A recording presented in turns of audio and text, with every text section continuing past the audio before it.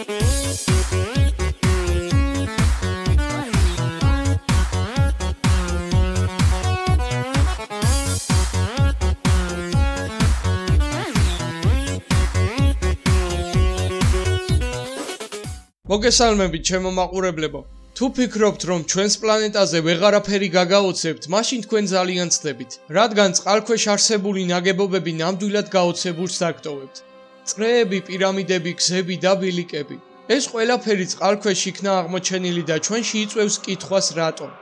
სინამდვილეში ამ ნაგებობათა უმრავლესობა თავიდან ზედაპირზე მდებარეობდნენ, მაგრამ დროთა განმავლობაში ოკეანის ფსკერზე მოექცნენ. მაგრამ ეს ფაქტი არ უკარგავს მას მისტიურობას. ახლა კი ვისაუბრებთ მისტიურ წყალქვეშა ნაგებობებზე. ნომერი 1. იონაგუნი, ტაივანი. იონაგუნი არის კუნძული იაპონიის ზღვაში, რომელზეც განლაგებულია თევზსაჭერი სოფელი, რომელიც მრავალი საუკუნეა არსებობს.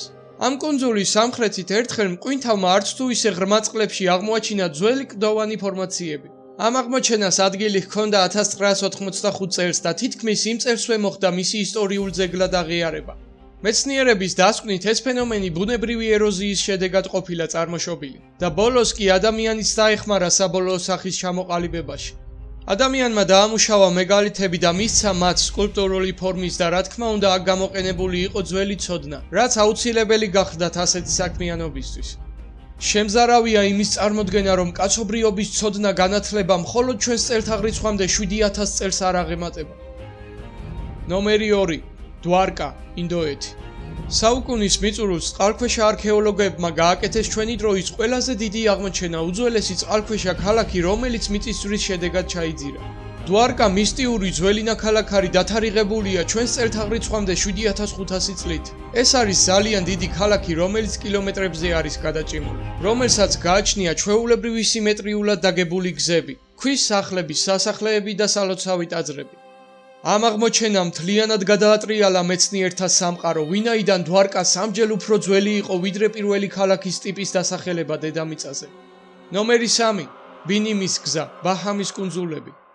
გზა, რომელიც შედგება დიდი ქვის ფილებისგან, იმყოფება ზღვის ფსკერზე ბინიმის კუნძულებთან ახლოს.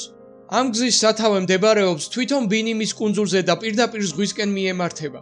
ათასობით მართკუთხედის ფორმის ფილები დალაგებულია ისე, რომ მასზე ადამიანებმა ჩვეულებრივ იარო. მისი სიგრძე 800 მეტრის ტოლია. მეცნიერები თვლიან, რომ ეს გზა სინამდვილეში კედელია, რომელიც მიწამში თანთქა და მხოლოდ მისი ზედაპირი ჩანს და წააგავს გზას.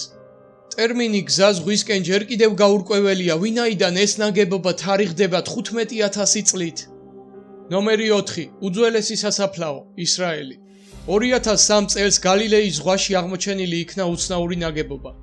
ეს უზარმაზარი როდების გროვა წააგავდა მთას, რომლის სიმაღლე 10 მეტრი, ხოლო დიამეტრი 70 მეტრის ტოლია. ჯერჯერობით არ არის დადგენილი თუ რა დანიშნულება უნდა ჰქონდეს ასეთი ზომების ნაგებობას. მაგრამ მიუხედავად ამისა, მეცნიერები ფიქრობენ, რომ ეს უნდა იყოს ძველი სასაფლაო.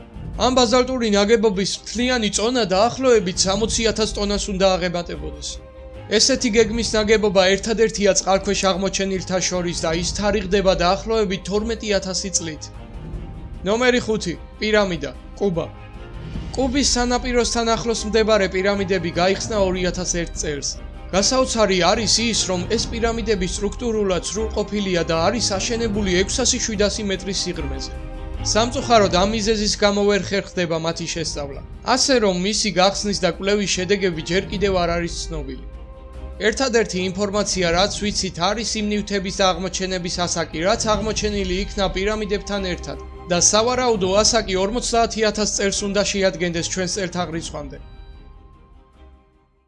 ამით კი ჩვენი ვიდეო დასასრულს მივუახლოვ და გამოიწერეთ არხი და დაელოდეთ საინტერესო ვიდეოებს.